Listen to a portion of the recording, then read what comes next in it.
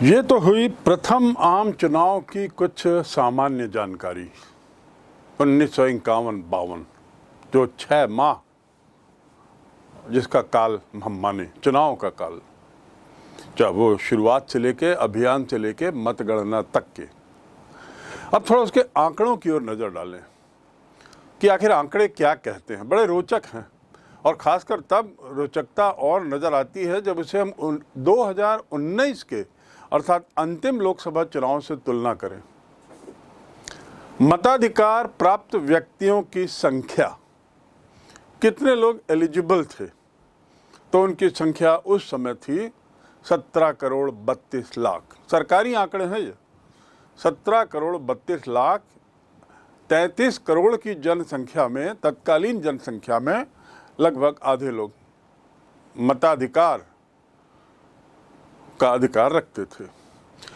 इसी की बात करें यदि हम 2019 की, तो आपको आश्चर्य होगा 91 करोड़ 20 लाख मतदाता मतदान की पात्रता रखते थे।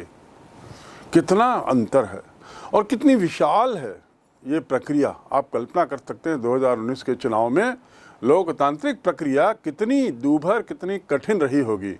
लेकिन थैंक्स टू संचार सेवा, इंटरनेट फैसिलिटी, कंप्यूटर की इतनी भारी भरकम संख्या भी बड़ी सरलता से चुनाव आयोग ने संभाल लिया। तो 17 करोड़ बनाम 91 करोड़ 2019 का चुनाव। लोकसभा के लिए स्थानों की संख्या 489 और वर्तमान में है 545, जिसमें से 543 के लिए चुनाव होता है, 543 के लिए चुनाव और 2 नामित सदस्य। तीसरा आंकड़ा, लोकसभा के लिए उम्मीदवारों की संख्या 1874। उस समय 489 सीटों के लिए 1874 उम्मीदवार थे। औसतन आप देख सकते हैं लगभग 4 उम्मीदवार लगभग प्रति सीट औसत आता है। उसके बाद राज्य विधानसभाओं के लिए कुल कितनी संख्या थी? 3283, 3283। समस्त राज्य विधानसभाओं के लिए कुल उम्मीदवारों की संख्या 15,000। उम्मीदवार थे 15,000, सीटों की संख्या थी 3283। कुल सीटों की संख्या पूरे राज्यों की, सभी राज्यों के विधानसभाओं की सीटें, तो 3283 सीटों के लिए 15,000 कैंडिडेट्स, उम्मीदवार मैदान में उतरे। सरकार द्वारा चुनाव का व्यय लगभग 8 करोड़ 60 लाख उस समय की राशि के अनुसार, जो आज की तारीख में बहुत कम मालूम पड़ता है। 8 करोड़ 60 लाख रुपए व्यय। मतदान का प्रतिशत था 45.67, अर्थात हर 100 सरकार द्वारा चुनाव का व्यय लगभग 10 करोड़ रुपए। आज की तारीख में नहीं, ये उस समय की राशि, उस समय का जो उसकी रुपए की कीमत थी, उसके हिसाब से देख रहे हैं 10 करोड़ रुपए अंदाज से उस समय चुनाव में खर्च हुआ। और लोकसभा के लिए मतदान कितने लोगों ने किया? 17 करोड़ लोगों में 8 करोड़ 60 लाख ने किया, तो प्रतिशत आता है 45.67, अर्थात हर 100 मतदान का अधिकार रखने वाले लोगों में 45 ने मतदान किया। बाकी लोग किसी कारण से मतदान नहीं कर पाए। आपको आश्चर्य होगा कि 2019 के चुनाव में यही प्रतिशत 67 से ऊपर था, 67% से ऊपर था, जो हाईएस्ट एवर था, अर्थात 50% से ज़्यादा था। और 67% सबसे ज़्यादा मतदान लोकसभा चुनाव में 2019 में हुआ। और उसी प्रकार महिलाओं की संख्या भी सबसे ज़्यादा 2019 के चुनाव में थी, मतदान करने वाली महिलाओं की संख्या। बहुत रोचक आंकड़ा है। तो आप समझ सकते हैं कि कैसे धीरे धीरे लोकतंत्र की जमीन मजबूत हुई है, निश्चित रूप से मजबूत हुई है। अवैध मतों की संख्या 16 लाख और सफलता की बात करें तो 1952 के चुनाव में केंद्र में कांग्रेस सत्तारूढ़ हुई। भारतीय जनता पार्टी को 2019 के चुनाव में 37% वोट मिले और 37% वोट मिलने पर उसे 303 सीटें मिली। आप देख सकते हैं कि 37% मतलब हर 100 में 37 ने उस दल के लिए वोट दिया, उस गठबंधन के लिए वोट दिया। तो इस प्रकार हम देखते हैं कि पहले आम चुनाव में चुनाव आयोग ने बड़ी बखूबी काम किए और अपने आंकड़े भी तैयार किए, एक जमीनी आधार तैयार किया आने वाले वर्षों के लिए।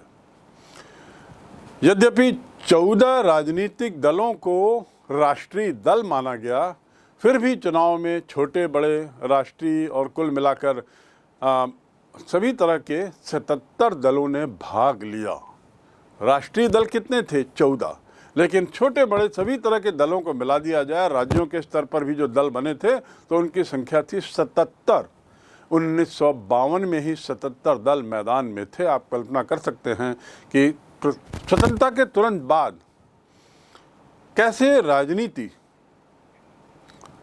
अपनी रूप बदल रही थी और प्रतिद्वंद्वी राजनीति की शुरुआत हो चुकी थी।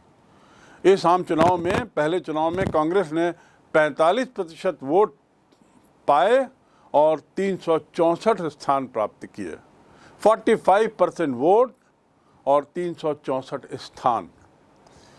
2019 में भारतीय जनता पार्टी को 37% वोट, 37 से कुछ ज़्यादा, और 303 स्थान। अब आते हैं हम दूसरे आम चुनाव पर जो 1957 में हुआ। मैंने आपको पहले भी बताया था कि आम चुनाव अर्थात वे लोकसभा के वे चुनाव जो 5 वर्ष का कार्यकाल पूरा होने पर होते हैं, अन्यथा जो बीच में हो जाते हैं तो मध्यावधि चुनाव कहलाता। 57 के आम चुनाव भारत के लिए नहीं बल्कि 1956 के राज्यों के पुनर्गठन के कारण कुछ अनिश्चितता के दौर से गुजरी। ये चुनाव अनिश्चित इसलिए नहीं लग रहे थे कि भारत में कुछ ऊहापोह मची थी या लोकतंत्र को खतरा था, बल्कि इसलिए कि 1956 में राज्यों का पुनर्गठन हुआ था। आपको याद होगा, आपने अन्य अध्याय में पढ़ा होगा कि भाषाई आधार पर राज्यों के पुनर्गठन की अनुमति, उसके बाद समिति का बैठना और फिर पुनर्गठन का होना। नए नए राज्य बने, राज्यों को जोड़ तोड़ कर नए राज्यों को बनाया गया, किसी राज्य को छोटा किया गया, आदि आदि। और ये चूँकि 56 में हुआ था, तुरंत 57 में सीमांकन करना, निर्वाचन क्षेत्रों का पुनर्सीमांकन करना, आदि आदि जो मुद्दे थे, इसके कारण थोड़ी अनिश्चितता बनी थी। लेकिन फिर भी, और भारत का एक वर्ग मांग भी रहा था कि चुनाव स्थगित किया जाए, एक अच्छा खासा वर्ग इसके स्थगन के पक्ष में था। लेकिन इस द्वितीय आम चुनाव में निर्वाचन आयोग ने स्थगन की बात को स्वीकार नहीं करते हुए चुनावी प्रक्रिया प्रारंभ की। केवल 4 राजनीतिक दलों को राष्ट्रीय दल की मान्यता मिल पाई, पूर्व में जो कि 14 थी। और ये 4 राज्य दल जो राष्ट्रीय दल थे 1957 में, वे कांग्रेस, प्रजा समाजवादी पार्टी, साम्यवादी पार्टी और जनसंघ।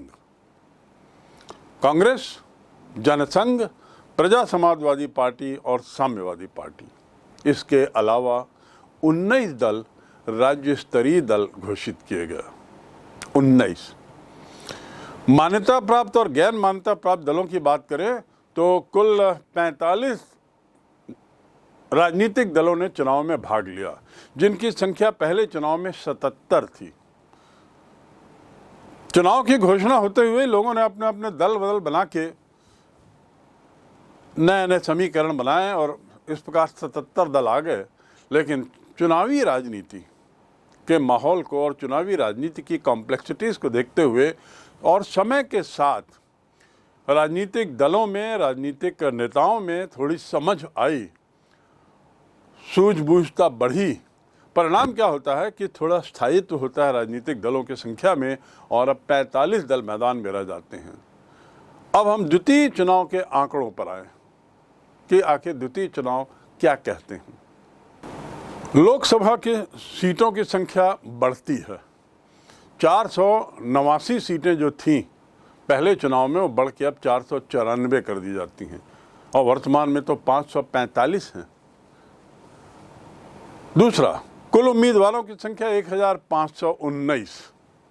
लोकसभा के 494 सीटों के लिए उम्मीदवारों की संख्या 1500 के आसपास, अर्थात लगभग हर सीट पर औसतन 3 उम्मीदवार। कुल मतदाता आते हैं 19 करोड़, यानी संख्या बढ़ती है, लेकिन तुलना करिए आप 2019 से 91 करोड़ की तुलना में ये संख्या बड़ी कम है।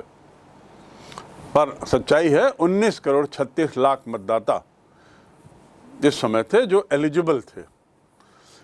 लोकसभा के लिए मतदान करने वालों की संख्या थी 10 करोड़, अर्थात लगभग 50% लोगों ने मतदान किया और मतदान का प्रतिशत होता है 47.84।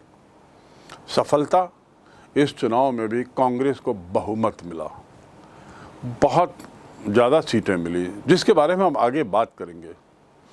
लेकिन फिलहाल ये जान लें कि दूसरे आम चुनाव में कांग्रेस ने 49.77% वोट प्राप्त किए और 371 स्थान लिए।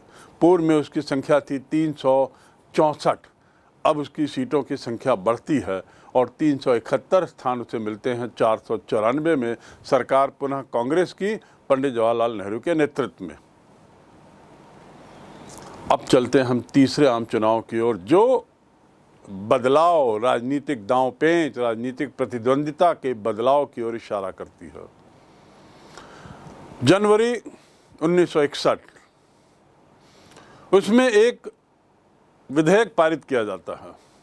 द्विसदस्यीय निर्वाचन क्षेत्रों के उन्मूलन संबंधी विधेयक को पारित किया जाता है, जिसके फलस्वरूप आम चुनाव में निर्वाचन क्षेत्र जो है वो 1 सदस्यीय हो गया।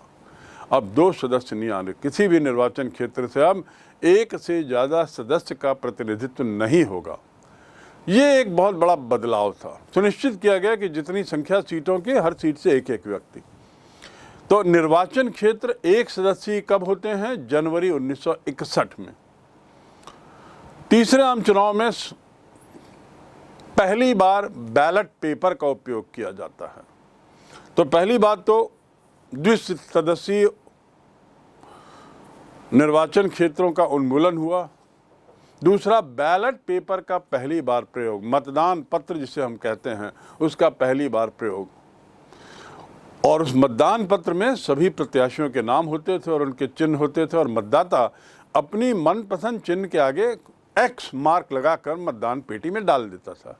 पहले क्या होता था, जितने मतदाता, जितने उम्मीदवार उतनी पेटियां और ब्लैंक मतदान पत्र। आप सोच सकते हैं कितना भारी भरकम काम था। अब सरल किया गया। अब बैलेट पेपर में मतदाताओं के, उम्मीदवारों के नाम और उनके चिन्ह और उस पर निशान लगाइए और एक ही मतदान पेटी में अपने मत डाल दीजिए। मतदान केंद्र में एक ही मतदान पेटी रखी गई और इसके अलावा अगला जो बदलाव था, राजनीतिक दलों को राज्यों में भी आरक्षित चुनाव चिन्ह, रिजर्व्ड सिंबल दिए गए। जिन राज्यों में कम से कम 3% मत प्राप्त हुए हों, ये एक कंडीशन लगा दीजिएगा कि राष्ट्रीय और राज्य स्तरीय दलों का मतभेद या उनके बीच में अंतर भेद को कम करने के लिए, समाप्त करने के लिए राजनीतिक दलों को राज्यों में भी रिजर्व सिंबल दिया गया। जिन राज्यों में उन्होंने कम से कम 3% मत प्राप्त किए हों, यह सुनिश्चित था। अब देखिए, पहले आम चुनाव में 6 माह का काल लग गया। ये एक चुनाव था जहां मात्र 1 सप्ताह के अंदर, लगभग 9-10 दिन के अंदर पूरी प्रक्रिया हो गई। मतदान की प्रक्रिया की बात कर रहा हूं। 16 फरवरी से 25 फरवरी 1962, 16 फरवरी से 25 फरवरी 62 को मतदान। लगभग 21 करोड़ 64 लाख इसमें भाग लेते हैं। राष्ट्रीय स्तर पर 4 की जगह 5 दल अब हो गए। 5वां दल जो था वो सी राजगोपालाचारी का उनके नेतृत्व वाला स्वतंत्र पार्टी था। सी राजगोपालाचारी कौन थे? भारत के प्रथम भारतीय गवर्नर जनरल, स्वतंत्र भारत के काल में भारत जैसे स्वतंत्र होता है, ब्रिटिश गवर्नर जनरल चले जाते हैं, जो वाइस रॉय भी थे, लास्ट थे माउंटबेटन। उनके जाने के बाद अंतरिम सरकार के काल में, स्वतंत्रता के तुरंत बाद, एक गवर्नर जनरल, भारतीय गवर्नर जनरल की नियुक्ति होती है और वो थे सी राजगोपालाचारी। उन्होंने बाद में एक दल की स्थापना की जिसका नाम था स्वतंत्र दल, और ये भी राष्ट्रीय दल की पात्रता रखता था, तो इस 5वां राष्ट्रीय दल ये बना। इसने लोकसभा चुनाव में 18 स्थानों पर और विधानसभा चुनाव में 170 स्थानों पर विजय प्राप्त की। एक अच्छी संख्या इसे मिली। चुनाव में कांग्रेस लोकसभा के 494 स्थानों में 361 स्थान पाती है, अर्थात पहले में 364, दूसरे में 371 और तीसरे में 361। लगभग कमोबेश संख्या में 5-10 का इजाफा घाटा होता है, लेकिन कांग्रेस का जो वर्चस्व है, कांग्रेस का जो प्रभुत्व है, जिसे हम एक दलीय प्रभुत्व का काल कह सकते हैं, वो यहाँ बड़ा स्पष्ट है। आगे और स्पष्ट हो जाएगा जब हम सभी दलों की सीटों के आंकड़ों की ओर एक नज़र डालेंगे। लेकिन फिलहाल आप जान लें कि 5 दल इस बार थे। राष्ट्रीय दल, जिसमें स्वतंत्र दल भी था, जिसे 18 सीटें मिली, और कांग्रेस को 361। देखिए, अपनी पुस्तक में भारत का नक्शा इस अध्याय में दिया हुआ है, और उस नक्शे का जो शीर्षक है वह है कांग्रेस का प्रभुत्व। अर्थात वह काल जिस समय कांग्रेस का एक क्षत्रिय शासन था। 371, 364, 361 सीटों की संख्या, लगभग 500 सीटें थीं, जो 400, 489 और 494, इसमें से 2/3 सीटें कांग्रेस ले गई, बल्कि उससे ज़्यादा।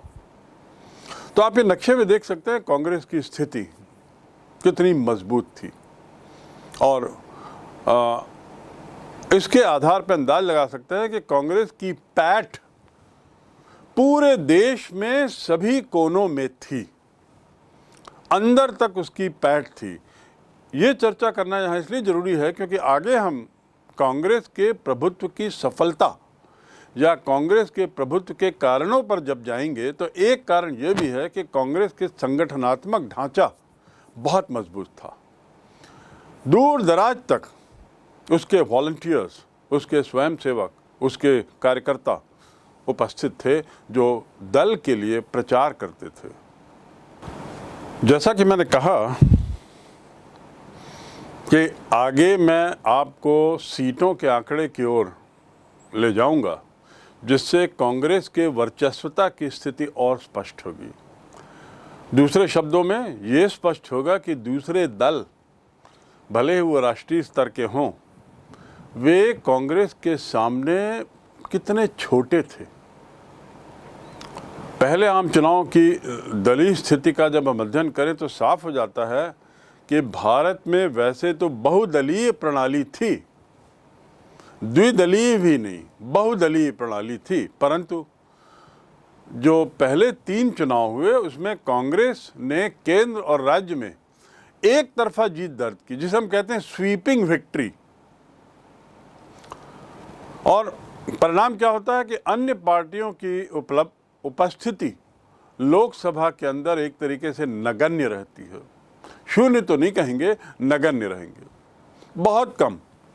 कांग्रेस ने साबित कर दिया कि वह वास्तव में प्रधान पार्टी है, वास्तव में वह ऐसी पार्टी है जिसकी देश में पकड़ है।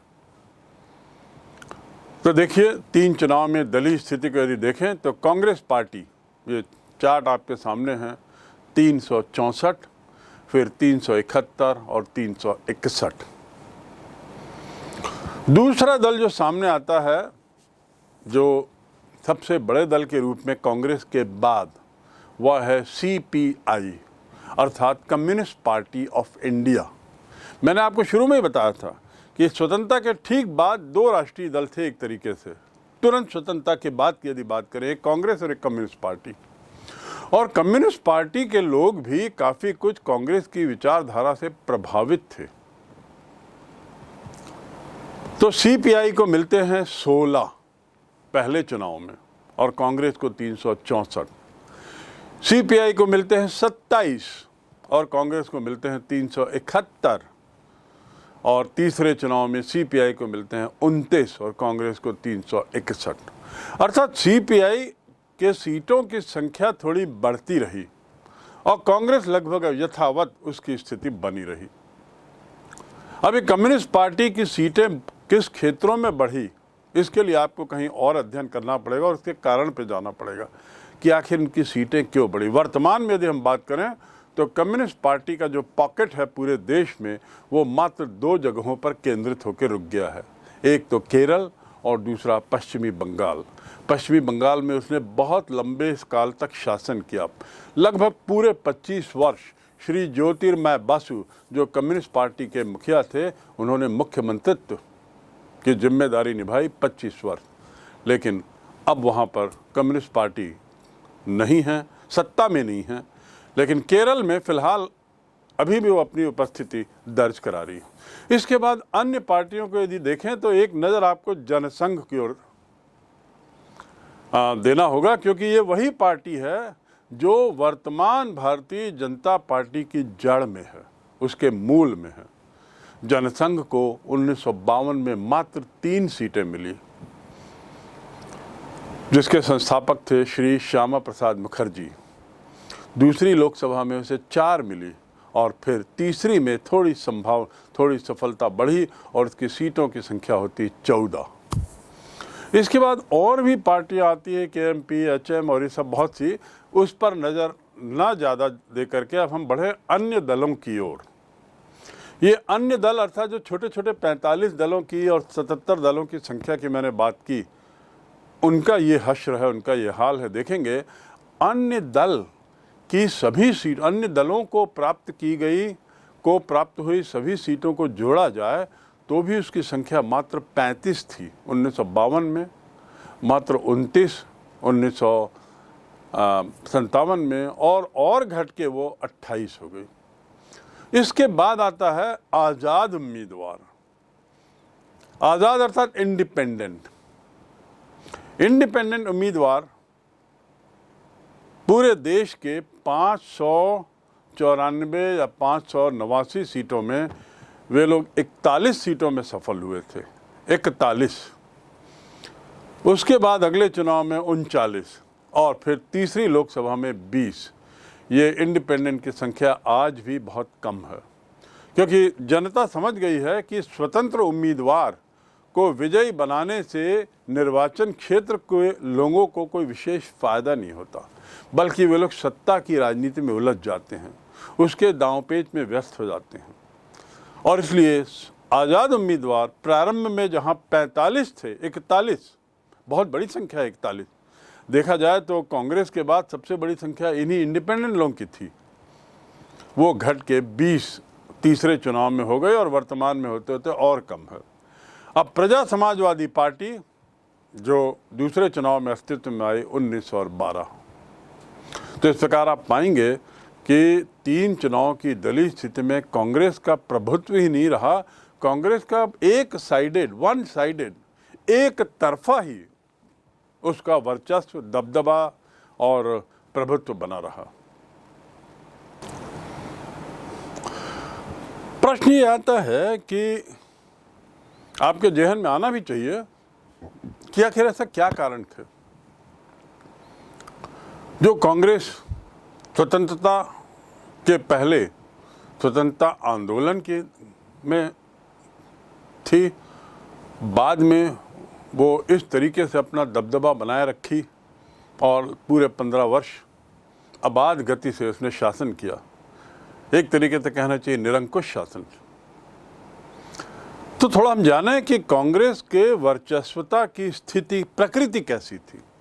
What was the nature of their hegemony, what was the nature of their dominance.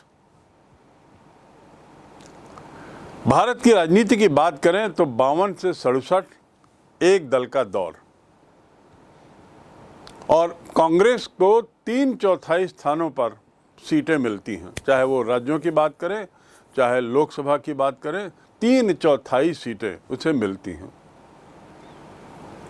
राज्यों में भी ये दल विजयी रहा, अधिकतर राज्यों में इसका ही शासन रहा, और इसी के परिणाम स्वरूप केंद्र और राज्यों में कांग्रेस की ही सरकारें सब जगह थीं।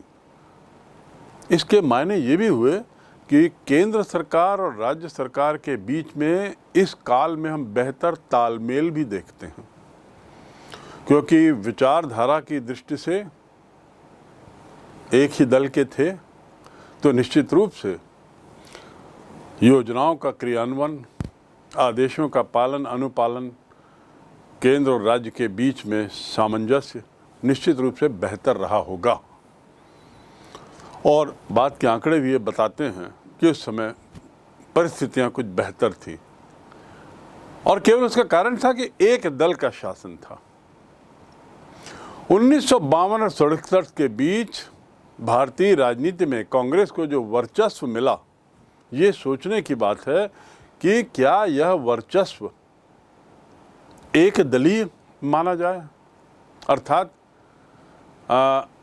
ऐसे कुछ देश हैं जहां पर केवल एक ही दल है, दूसरे दलों को पनपने का या दूसरे दलों को रजिस्टर करने का वहां कोई प्रावधान ही नहीं है। भारत में भी उस काल में हम देखते हैं कमोबेश एक ही दल सामने आया लगातार, और 3/4 बहुमत के साथ। तो क्या हम भारत की एक दलीय व्यवस्था को उन देशों की एक दलीय व्यवस्था के साथ जोड़ दें? ये उचित नहीं होगा। उदाहरण के तौर पर चीन, क्यूबा, सीरिया, इसे हम देखें तो वहाँ एक दलीय शासन था। चीन में कम्युनिस्ट पार्टी का, क्यूबा में रिवॉल्यूशनरी पार्टी का, और सीरिया में भी वहाँ का एक अपना क्षेत्रीय दल। यहाँ पर एक ही दल की स्थापना की गई थी बस, अर्थात जो भी वहाँ की जनता है उसे उसी दल के प्रति समर्पित रहना है, उसी दल की विचारधारा से ही सहमत होना है, आदि आदि। उसके पास कोई चॉइस नहीं है, वह विवश है कि वह उसी दल के विचारधारा का पालन अनुपालन करे। वहाँ कोई दूसरी दलों को राजनीतिक प्रक्रिया में भाग लेने की अनुमति ही नहीं थी। भाग लेने की तो बात दूर, किसी दूसरे दल के उदय होने की भी गुंजाइश नहीं थी। तो क्या ये तुलना कांग्रेस की, भारत के एक दल की, क्यूबा, सीरिया और चीन से तुलना करना उचित होगा? कांग्रेस का जो वर्चस्व था वो एक दलीय शासन प्रणाली से भिन्न क्यों है? क्योंकि यहाँ पर अन्य दलों को भी चुनाव में भाग लेने की अनुमति थी, अन्य दलों को भी वही स्वतंत्रता, वही साजो सामान, वही सुविधाएं उपलब्ध थीं चुनाव प्रचार के लिए जो कांग्रेस को थी। लेकिन जनता कांग्रेस के पक्ष में थी, इसलिए कांग्रेस को ज़्यादा सीटें मिली और वो एक दलीय दिखाई देता है, लेकिन ऐसा नहीं है। भारत में मैंने जैसा प्रारंभ में बताया 77 राजनीतिक दल, 45 राजनीतिक दल, राष्ट्रीय दल, ऐसे कितने दलों का उदय हुआ, और उनके पूरी स्वतंत्रता थी चुनावी प्रक्रिया में भाग लेने की। ये बात अलग है कि विपक्षी दल अपनी पैठ नहीं बना पाए, और उसका तो एक कारण भी था, क्योंकि विपक्षी दल जब खड़े हुए तो वो अपनी शैशवावस्था में थे, नए उदित हुए थे, और इसके कारण कांग्रेस को चुनौती नहीं दे पा रहे थे, रिसोर्सेस के मामले में भी कमज़ोर थे, क्षमता के मामले में भी, आर्थिक बाहुबल के मामले में भी कमज़ोर थे, और इसलिए कांग्रेस को प्रभावी चुनौती देने में असफल रहे। लेकिन चुनौती देने का उन्हें पूरा अधिकार था, पूरा हक था, पूरा मौका दिया गया। इसलिए भारतीय राजनीति में कांग्रेस का वर्चस्व जो है वो लोकतांत्रिक तरीके से हासिल किया गया, ऐसा कहने में किसी को हिचक नहीं होनी चाहिए। भारत के राजनीति में कांग्रेस का वर्चस्व चीन क्यूबा से कतई तुलना के लायक नहीं है। भारत की राजनीति में लोकतांत्रिक सभी दलों को, सभी व्यक्तियों को, सभी विचारधाराओं को पनपने की पूरी सुविधा गुंजाइश थी और उसमें कांग्रेस अपने प्रभाव के बल पर, अपने ऐतिहासिक प्रभाव, अपने संगठनात्मक प्रभाव, अपने सदस्यों के प्रभाव के परिणाम स्वरूप वो विजयी होते रहा। और अन्य दल जो थे वो शैशवावस्था जिसे कहेंगे, नए नए आए थे, निश्चित रूप से पैठ उनकी कम थी। यदि हम मैक्सिको की बात करें तो मैक्सिको में लंबे समय तक एक दल का शासन चला, लेकिन वो भी भारत से भिन्न। इंस्टीट्यूशनल रिवोल्यूशनरी पार्टी, जो स्पेनिश में उसे PRI कहा जाता है, मैक्सिको में इसने 60 वर्ष तक शासन किया, 60 वर्ष। और इस पार्टी की स्थापना 1929 में हुई थी। तब इसे नेशनल रिवोल्यूशनरी पार्टी कहा गया। मैक्सिकन क्रांति की विरासत इसे मिली थी, जैसे कि भारत में कांग्रेस को स्वतंत्रता आंदोलन की विरासत मिली, ऐसे ही इस पार्टी को मैक्सिकन क्रांति की विरासत मिली थी। इसके साथ ही साथ मैक्सिकन क्रांति की विरासत के अलावा इसमें राजनेता, सैनिक नेता, मजदूर, किसान संगठन और अन्य राजनीतिक दल के कई हिस्सों का संगठन था, सभी लोग जुड़े थे उनमें। तो मैक्सिकन क्रांति की विरासत हासिल होने के बाद भी इसके साथ जो कुछ और प्रभावशाली पहलू थे वो ये थे कि समाज के विभिन्न तबके के लोग इसे जुड़े हुए थे, जैसा कांग्रेस से। मैं कांग्रेस और मैक्सिको की पार्टी की तुलना कर रहा हूं क्योंकि वहां भी एक दलीय शासन चला 60 वर्ष और कहा गया कि लोकतांत्रिक तरीके से वहां चुनाव होते थे। उसमें 60 वर्ष का काल चला है तो रिकॉर्ड उस पार्टी का है। और तुलना भी की जाए उनके प्रकृति की तो लगभग समान समान है। सभी तरह के सदस्य कांग्रेस में थे तो सभी तरह के सदस्य मैक्सिकन पार्टी में भी थे। लेकिन क्या होता है कि समय बीतने के साथ साथ ये जो दल है, इसके जो संस्थापक हैं, जिनका नाम था प्लूटार्को इलियास कैलस, जो इस दल के संस्थापक थे, इन्होंने संगठन पर कब्जा कर लिया, अर्थात वन मैन पार्टी बन गई। और इसके बाद नियमित रूप से चुनाव जो हुए उसमें विजयी होती रही क्योंकि संगठन पर इनका कब्जा था। बाकी जो पार्टियां थीं वो बस नाम को थीं और इसलिए अस्तित्व में रखी गई थीं ताकि चुनावी प्रक्रिया को लोकतांत्रिक प्रक्रिया के रूप में प्रोजेक्ट किया जाए, ताकि ये कहा जाए कि शासक दल अर्थात ये रिवोल्यूशनरी पार्टी जो है उसका चुनाव वैध है, वो लोकतांत्रिक तरीके से हर बार चुनाव जीतते आ रही है। लेकिन सच्चाई तो ये थी कि संस्थापक ने इस पूरी चुनावी प्रक्रिया को अपने पकड़ में कर लिया था। चुनाव के नियम इस तरह से किए गए थे कि रिवोल्यूशनरी पार्टी की जीत हर बार पक्की हो सके। नियमों में तोड़ मरोड़ किया गया, ये भारत में नहीं हुआ। भारत में ऐसे कोई भी नियम नहीं आए, चुनाव आयोग ने ऐसे कोई भी नियम नहीं लाए जिससे किसी एक पार्टी को फायदा होता दिखाई दे। मैक्सिको में दुर्भाग्य से संस्थापक सदस्य ने, जिन्होंने परिवारवाद भी जुड़ा का आरोप भी जुड़ा था, उन्होंने कुछ ऐसी प्रक्रियाएं चुनाव में जोड़ दी जिससे ये स्पष्ट हो गया कि ये रिवोल्यूशनरी पार्टी को फायदा दिलाने के लिए ही की गई हैं। शासक दल ने अक्सर चुनाव में हेराफेरी की, धांधली की, मतदान पेटियों पर कब्जा किया और इस प्रकार हम कह सकते हैं कि वहाँ के जो चुनाव थे वो लोकतांत्रिक नहीं थे, बल्कि वहाँ के शासन को राजनीति विज्ञान में परिपूर्ण तानाशाही कहा जाता है। परिपूर्ण तानाशाही, तो तानाशाही थी। और जो अन्य दल थे वो केवल दिखावे के लिए थे, मुखौटा थे। वास्तव में देखा जाए तो इनमें से कई दलों का निर्माण रिवॉल्यूशनरी पार्टी ने ही इसी उद्देश्य से किया था कि इन दलों के माध्यम से जनता को ये लगे कि यहाँ लोकतांत्रिक व्यवस्था है, चुनाव जो है वो निष्पक्ष हैं, चुनाव जो है ईमानदारी से हो रहे हैं, सभी दलों को मौका है। पर ऐसा नहीं था, धरातल पर तानाशाही दिखाई दे रही थी। आखिरकार सन 2000 में राष्ट्रपति का जब चुनाव होता है तो ये पार्टी हारती है। 1929 से सतत रूप से इसी पार्टी का दबदबा, और वर्ष 2000 में अर्थात 60 वर्ष से भी ज़्यादा के बाद राष्ट्रपति के चुनाव में ये दल पराजित होता है।